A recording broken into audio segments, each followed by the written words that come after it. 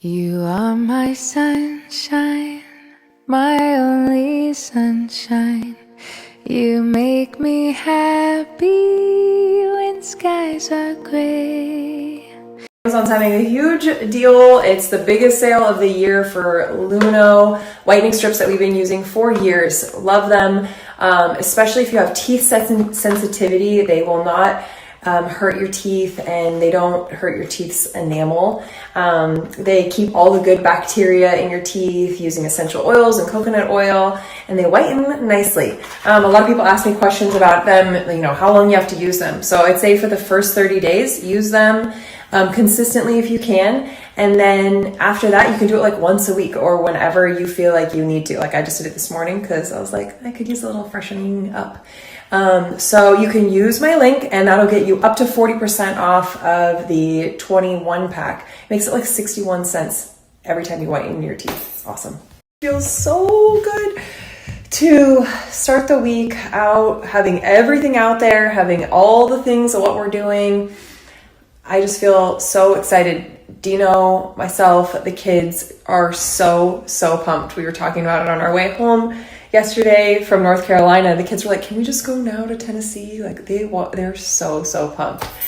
And we're so excited too. Dino was saying this morning, he's like, I feel like we're going to move at the beginning of July, but he's like, I feel like we're just going to move right when we come back from Europe. We're just like ready to go and be over there. I have to take the kids to school right now, but I am going to share all the things. If you haven't watched the podcast, it definitely shares like a full picture, because I know people are going to be like, well, wait, why? It shares everything over there. But I'm going to hop back on after I drop the kids off, and I'll share more of what our plans are.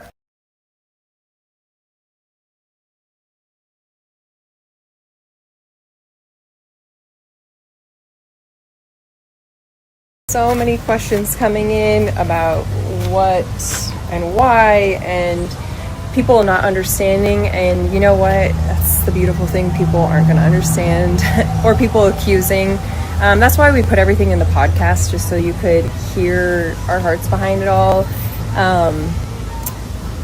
We aren't escaping anything. We love Anna Marie Island. We will definitely be back to the island. We are keeping the inn forever. Unless God's like, no, get rid of the inn. But we have no desire to leave the inn. It'll be our spot to come back to always. We love AMI. And this isn't about like turning a profit or anything.